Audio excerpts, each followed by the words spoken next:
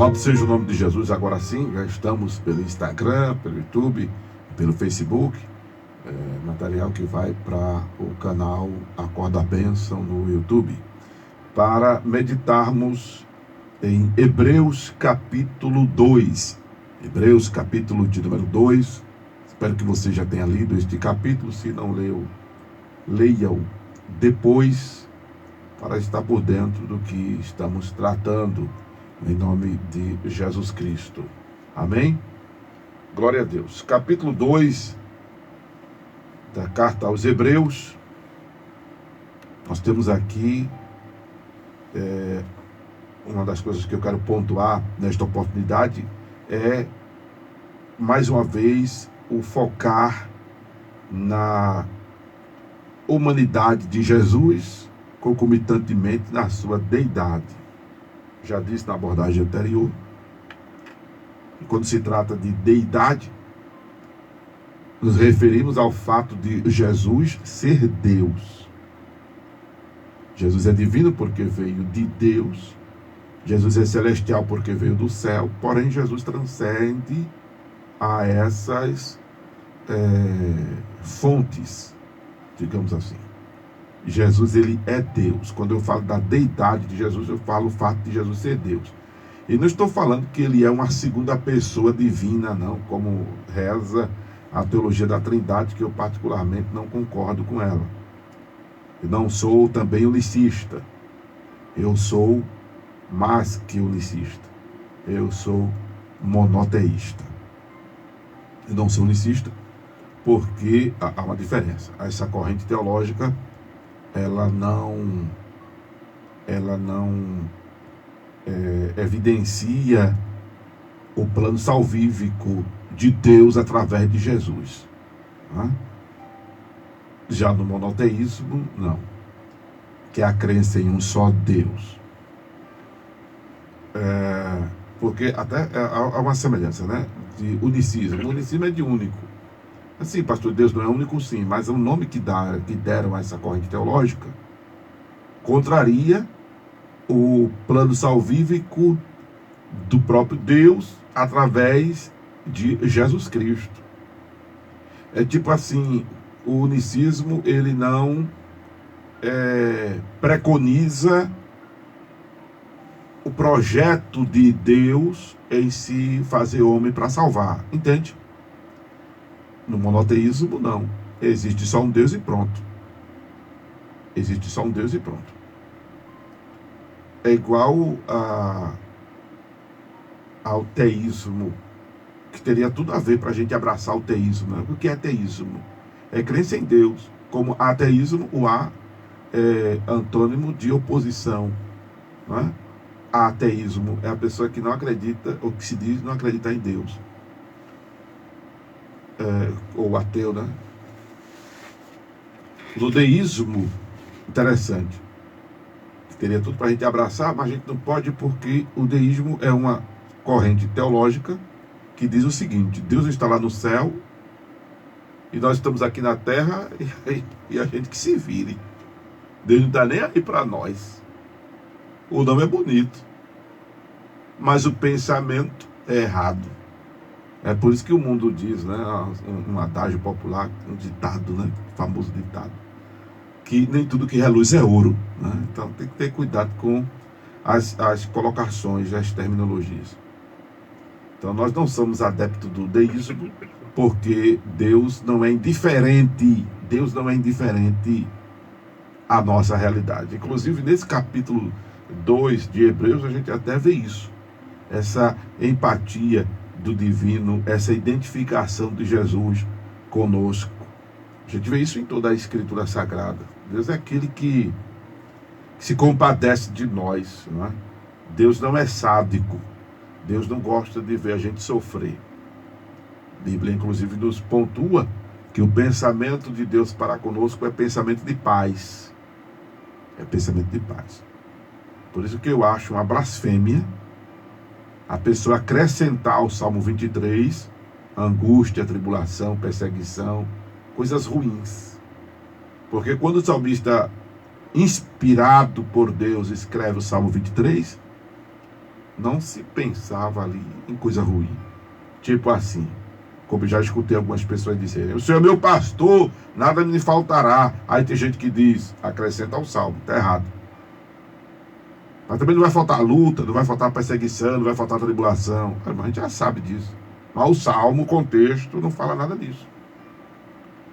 Quer falar de que não vai faltar essas coisas? Menciona João 16:33, que Jesus disse: vos digo isso para que o vosso gozo seja completo. No mundo tereis aflições. Tem gente até que ainda inventa de acrescentar, dizendo que Jesus disse: eu venci, vocês vencerão também. Em nenhuma versão que eu tenho lido de Bíblia até agora eu encontrei essa parte.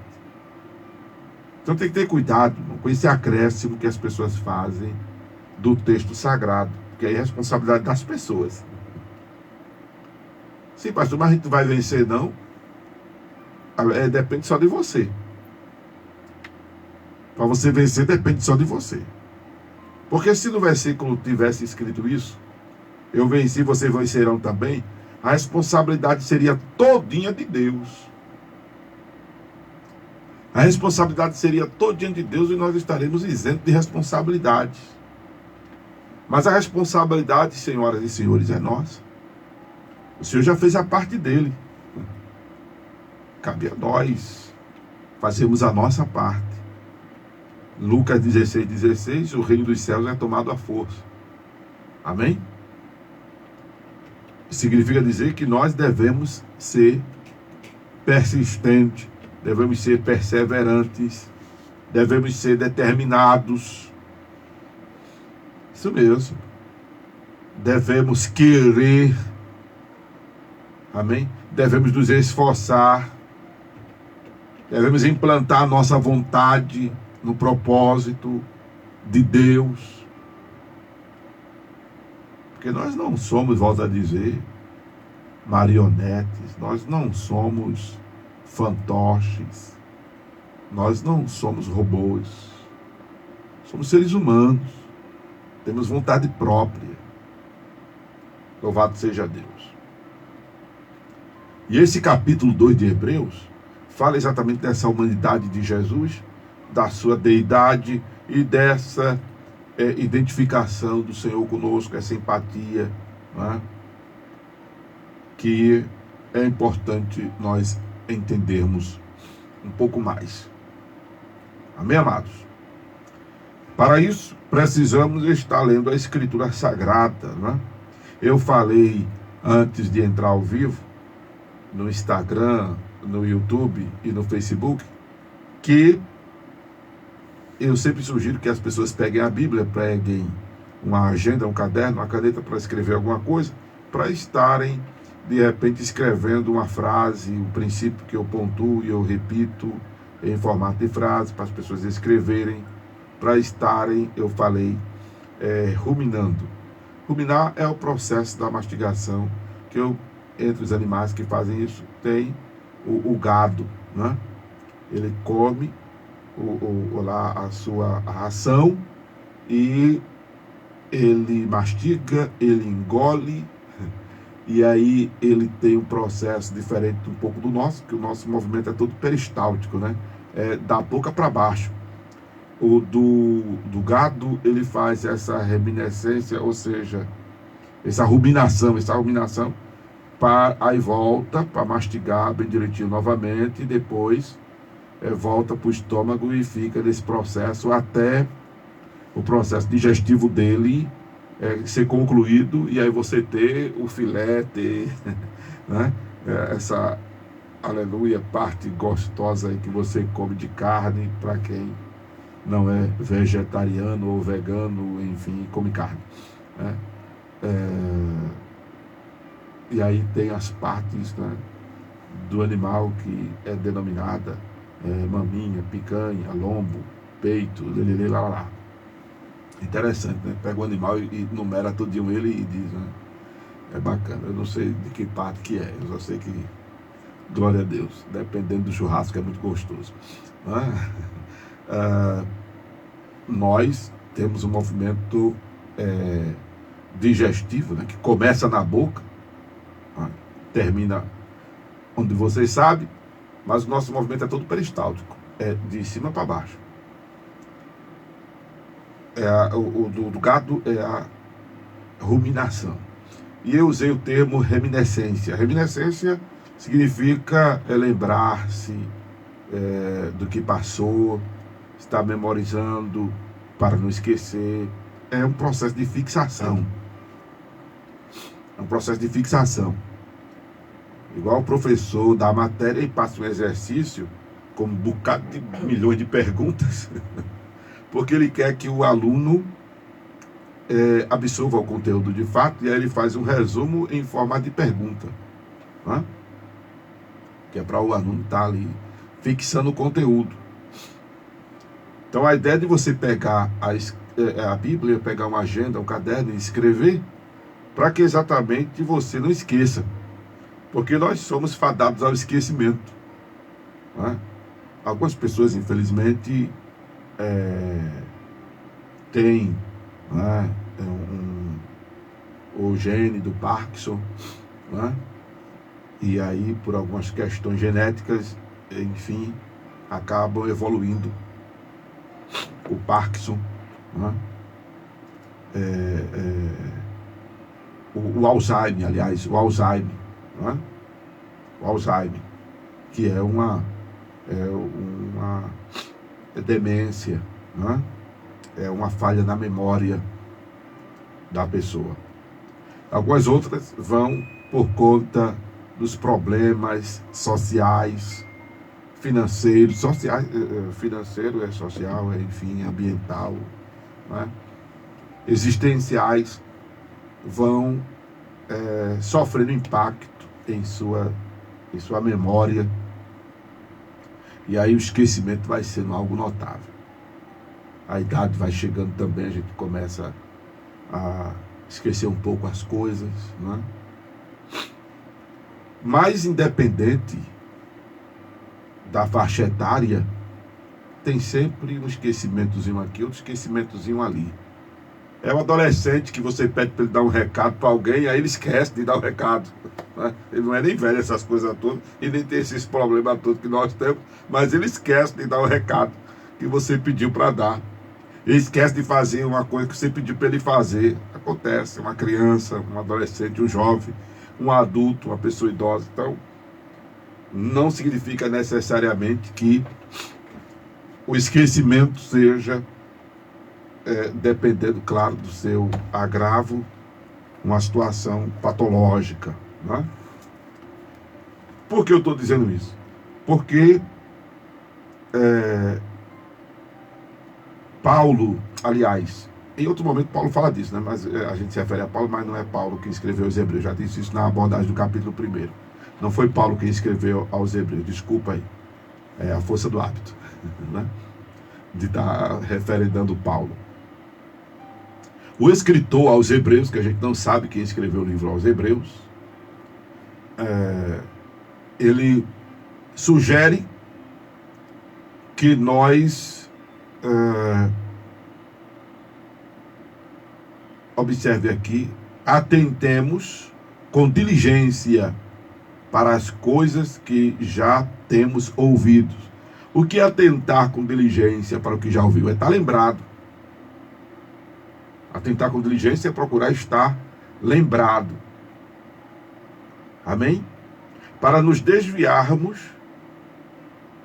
das transgressões, nos desviarmos da desobediência, porque a transgressão e a desobediência gera punição.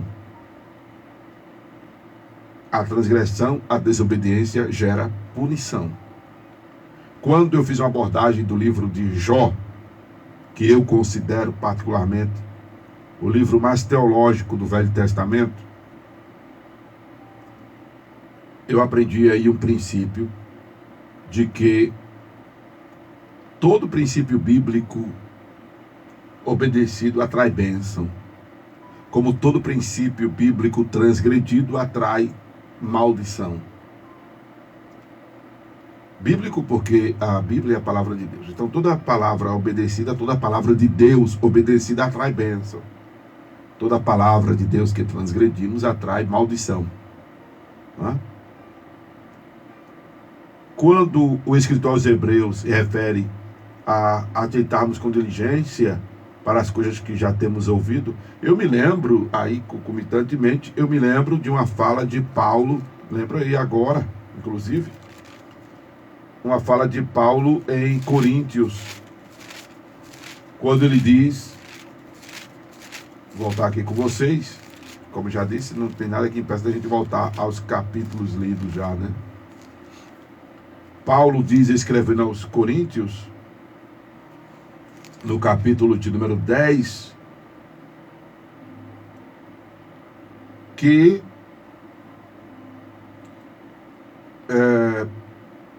não sejamos ignorantes, eles escrevendo aos judeus, que os pais estiveram todos debaixo da nuvem e todos passaram pelo mar. Aí lá no versículo de número 7 em diante, ele diz, 1 de Coríntios 10, 7 em diante, não vos façais, pois, idólatras, como alguns deles, conforme está escrito, o povo assentou-se para comer e a beber e levantou-se para folgar. E não nos prostituamos, como alguns deles fizeram, e caíram num dia 23.000. E não tentemos a Cristo, como alguns deles também tentaram e pereceram pelas serpentes. E não murmureis, como também alguns deles murmuraram e pereceram pelo destruidor. Ora, esse é o verso 11. Ora, tudo isso lhes sobreveio como figuras, e estão escritas para aviso nosso, para quem já são chegados os fins dos séculos. Entende agora? Está escrito para aviso nosso, diz o apóstolo Paulo em Coríntios. E aqui em Hebreus capítulo 2, diz o escritor aos Hebreus, que atentemos com diligência para as coisas que já temos ouvido, para que em tempo algum nos desviemos delas. Para que em tempo algum nos desviemos delas. Ou seja, cuidemos de estar lembrado do que a palavra de Deus nos diz,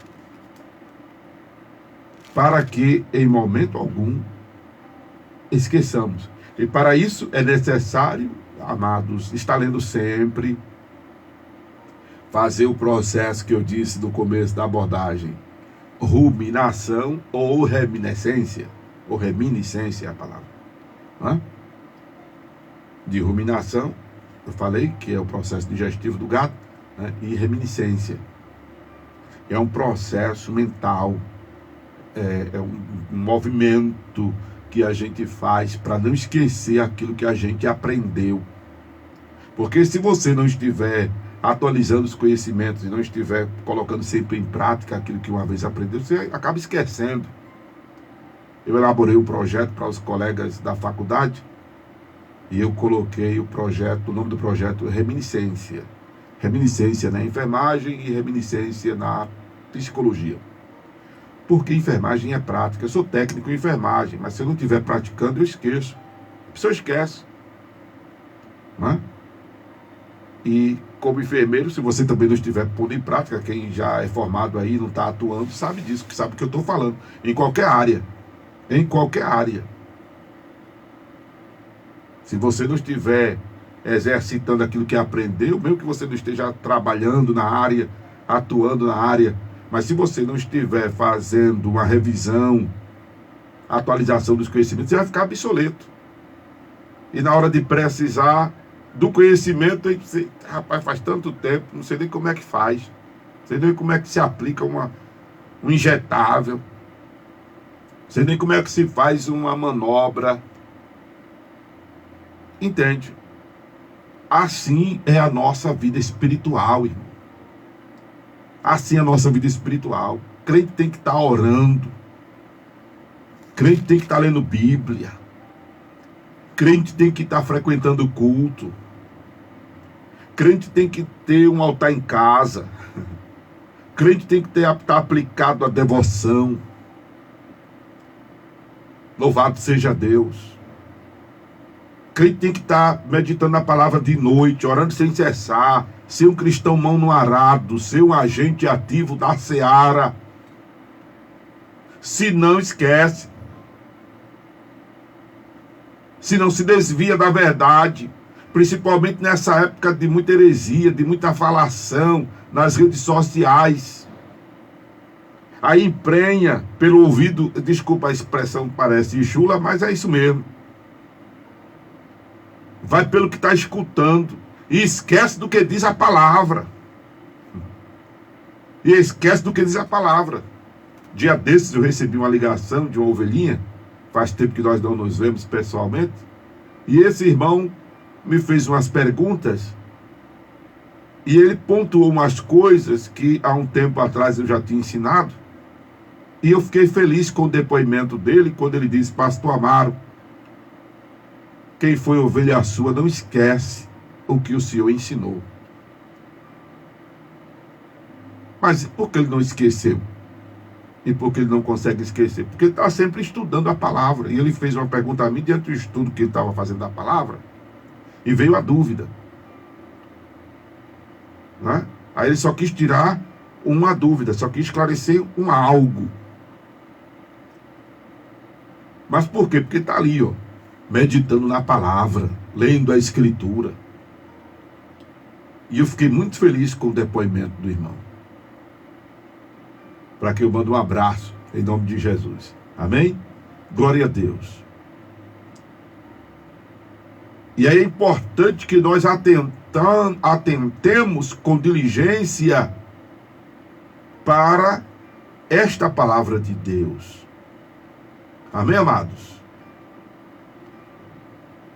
E aí, o escritor aos Hebreus refere-se ao que fora falado pelos anjos.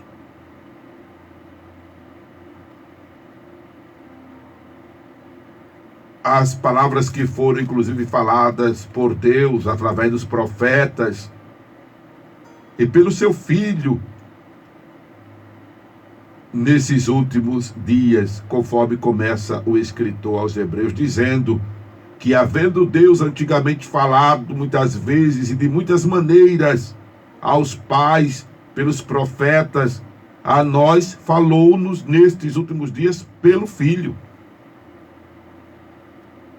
Dia desses eu estava dizendo aos irmãos que procurem estar sempre lendo o Sermão da Montanha.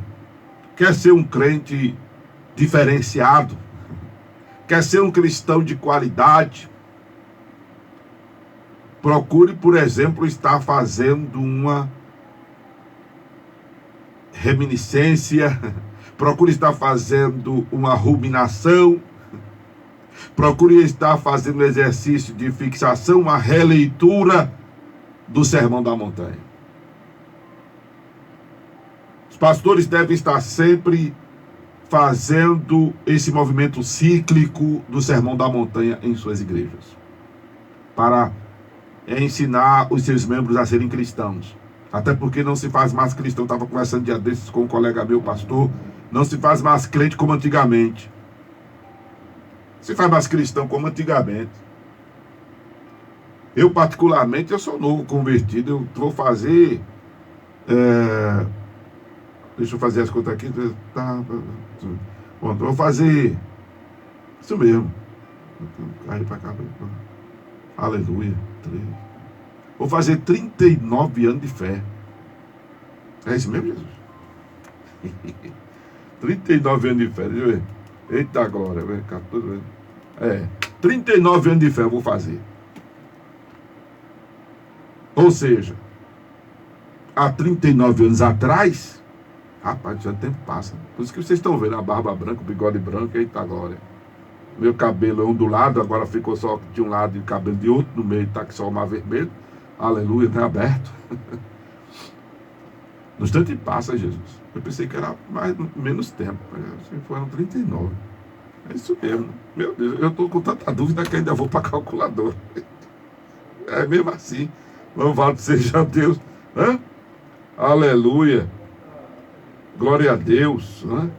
É 39 anos. E se brincar, daqui a pouco chega em 40. Quer ver? Deixa eu fazer o cálculo aqui. Porque agora em setembro, não esqueçam disso. Aleluia. Não esqueçam disso.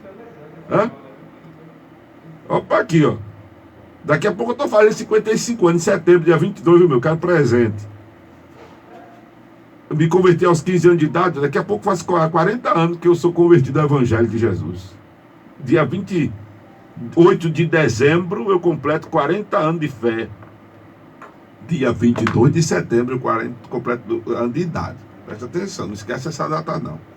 Inclusive está com caderno e agenda aí, anote. Dia 22 de setembro, pastor Amado faz aniversário. Eita glória. Amém.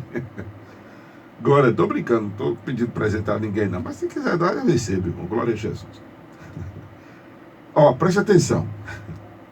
Não se faz, eu sou da época que, não sei se era a denominação que eu congregava, denominação não salva, eu tenho dito, mas ela influencia muito na formação cristã. E eu me converti em uma igreja boa, né? Eu e o colega com quem nós estávamos conversando, e na congregação que eu fazia parte, num circuito que eu fazia parte ali, aquele conglomerado de congregações, Mangabeira, onde eu congregava, Córrego do Tiro, Alto José do Pinho, Bastos José Ribeiro, Alto Santa Terezinha,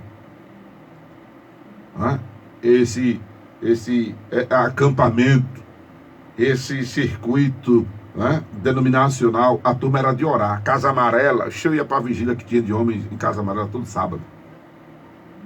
Aí tinha consagração aos sábados pela manhã nas congregações. E aí tinha envolvimento evangelístico. Glória a Deus. E era uma sede, uma fome de Deus nos olhos da mocidade. A gente não vê isso nos dias de hoje, fome e sede de Deus no povo. Aquela fome por palavra de Deus, aquela fome por... hoje, a gente às vezes pede aos pastores mais modernos para orarem, a turma não ora 5 minutos. A turma não consegue orar 5 minutos, de joelho, você não sabe, você nem vê de repente um pastor orando de joelho mais na congregação. A pastor é para fazer para os outros ver? Não, não é fazer para os outros verem. É porque não tem o hábito mesmo, é porque não tem o bom costume mesmo. Não é? Porque não se faz mais como antes. Pastor, ora em casa, amém, glória a Deus, se ora em casa, está salvo. Salvou-se. Para bem da verdade, para orar em casa, tem que ter muita disciplina, muita determinação. Né? Porque em casa, mesmo morando só você e sua esposa, só você e seu esposo, ou você e seu filho, sua filha, em casa tem que ter muita determinação para orar, viu? Tem que ter muito foco. Aí o cara não consegue passar 5 minutos de joelho dentro do templo, consegue dentro de casa. Consegue não, quer ficar vendo televisão, e agora com esse negócio de Instagram, de TikTok, fica perdendo tempo nessas coisas. Não estou dizendo que são todos. Se você é diferente, glória a Deus pela sua vida.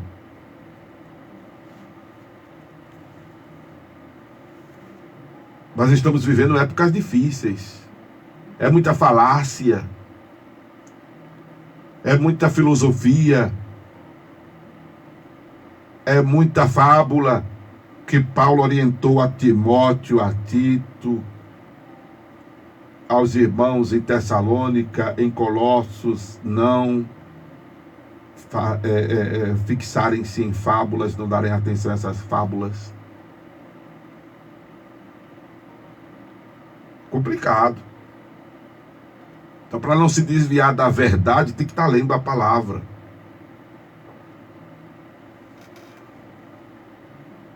E o escritor aos Hebreus, eu não vou falar de versículo por versículo, até porque eu não tenho esse cabedal todo, o tempo também não ajuda, mas a ideia é focar naquilo que o Espírito Santo nos conduz, né?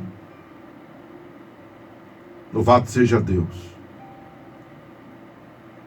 Mas se não atentarmos para esta palavra, onde está a salvação,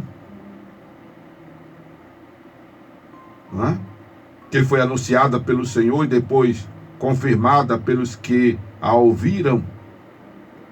E o Senhor testificava com eles por sinais, milagres, várias maravilhas e dons do Espírito Santo, distribuído por sua vontade. Quando eu estava lendo isso aqui, eu estava pensando, hoje nós estamos substituindo a testificação de Deus, que deveria ser e que deve ser por sinais, por milagres, por maravilhas e dons do Espírito Santo, estamos substituindo por música terapia. Estamos substituindo esses pregadores que ficam botando fundo musical. Fundo musical é um negócio de rádio, só que agora estão levando para os púlpitos. Faz tempo. Aí bota aqueles fundo musical com efeito para sensibilizar as pessoas. Estamos substituindo por pirotecnia. Estamos substituindo pelo charme do pregador, ao usar o microfone, ao postar a voz, pelo sapato que brilha mais do que secreção na parede, para dizer outra palavra, né? O sapato de couro, de lagartixa, de jacaré, de cobra, sei lá o quê. Estamos substituindo pelo terno reluzente. Estamos substituindo por apagar de luzes. Estamos substituindo a testificação da palavra por gritaria, por euforia, de glorificação. Eu sou pentecostal, eu gosto de glória a Deus e aleluia. Gosto de ouvir, gosto de dar glória a Deus, aleluia. Gosto de participar de igrejas que são avivadas, animadas, e nem dos colegas que eu tenho participado ultimamente. Lugares bacanas de cultuar Jesus. É o povo esperto que glorifica a Deus, que exalta o Senhor. Só que quando a gente troca isso, o grito de glória estendido, suspenso, o pregador pelo desgoelar-se, pela testificação de sinais, de milagres e maravilhas, irmão, aí fica a desejar a testificação da palavra.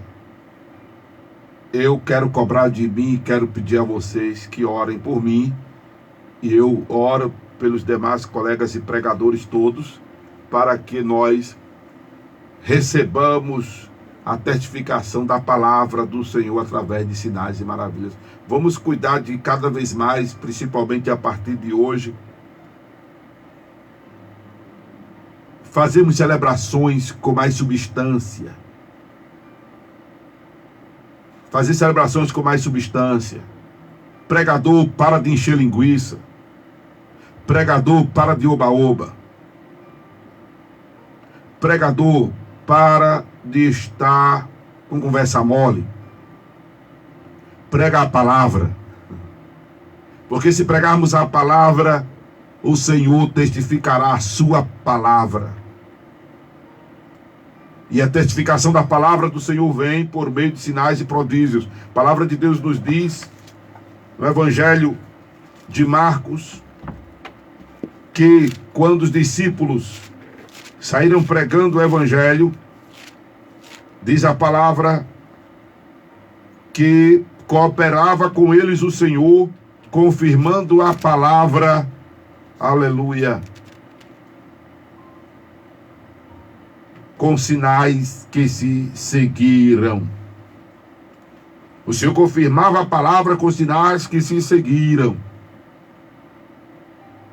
Não era pirotecnia, não era musicoterapia, não era com show de luzes, não era com gritaria do pregador, só faltando botar os bofs para fora. Era com o fluir do poder de Deus. Uma convocação para nós, pregadores, isso. Me lembro agora das palavras do poeta. E hoje, triste, eu pergunto a Deus, o que dirás dos pregadores teus? Aviva-nos, Senhor. Aviva-nos, Senhor. Quem canta isso, se eu não me engano, é Armando Filho. Não é? E hoje que dirás dos pregadores teus? Aviva-nos, Senhor. Então, pregadores, sejamos mais responsáveis. Pregadores, sejamos mais substanciais. Nos preparemos mais para a ministração da palavra. Leiamos mais Bíblia. Porque o Senhor vai confirmar a palavra dele. Não adianta estar com esse negócio de eu profetizo, eu determino. Se não falar a palavra, não tem a assinatura de Deus embaixo. Se não pregar a Bíblia, não tem a assinatura de Deus embaixo. Porque o Senhor vela sobre a palavra dele para a cumprir.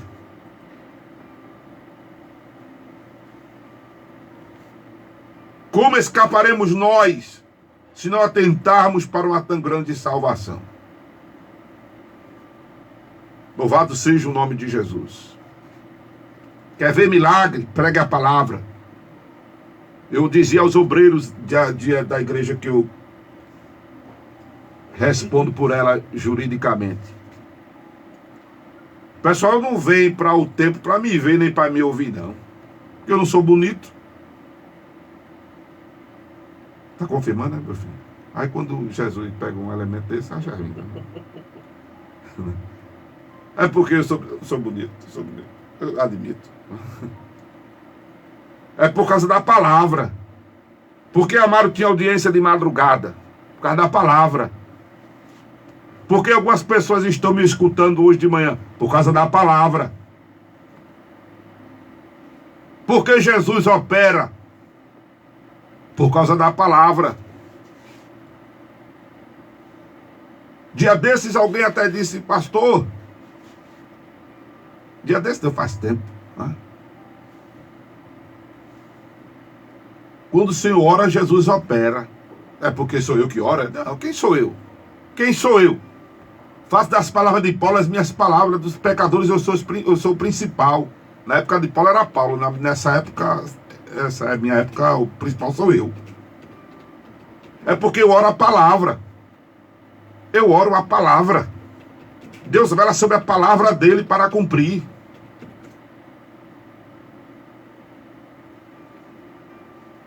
Então paremos de encher linguiça, paremos de oba-oba, paremos de blá blá blá.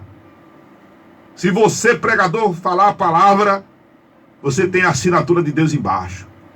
Eu disse no depoimento da abordagem do capítulo 1 de Hebreus, que eu, ainda novo convertido, mais novo ainda que sou, falando sobre o nome de Jesus em uma congregação em Muribeca, depois que eu terminei de pregar, a irmã pediu oportunidade e foi dada a oportunidade a ela, e ela diz que tinha entrado sem fala, sem voz na congregação, mas toda vez que ela ouvia eu dizer o nome Jesus, ela sentia um alívio.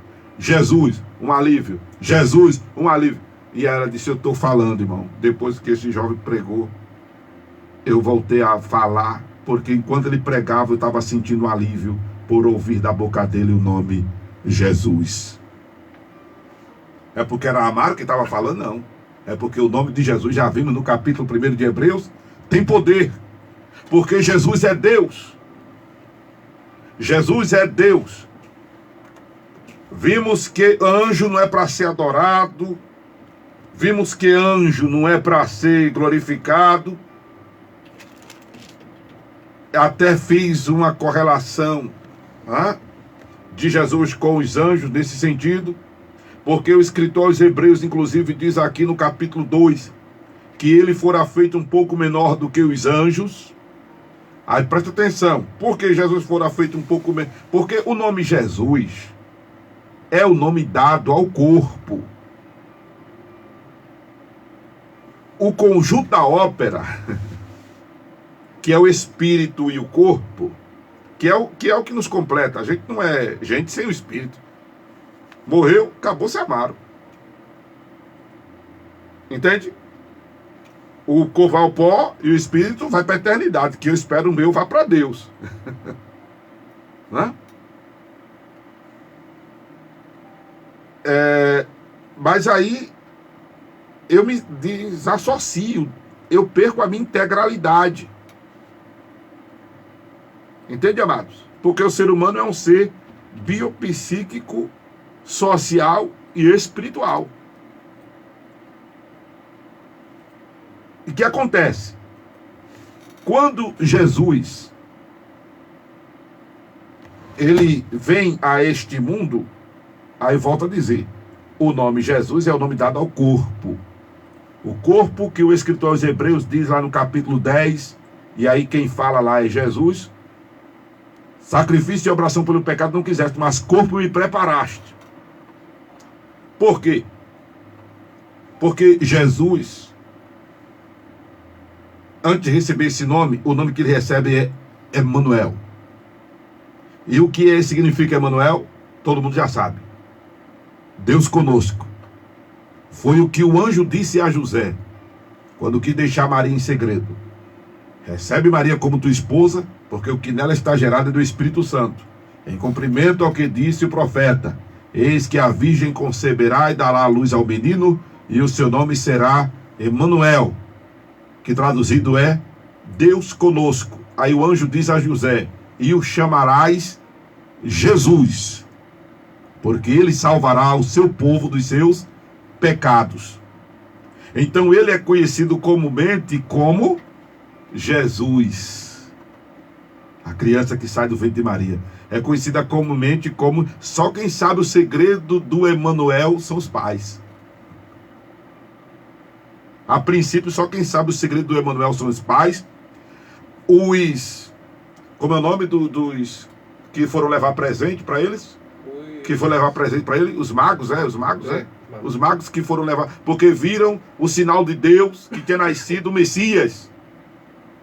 Mas eles ainda ficaram meio que sem saber quem era, né? Até que chega e encontra o menino. Eita, é esse o Messias.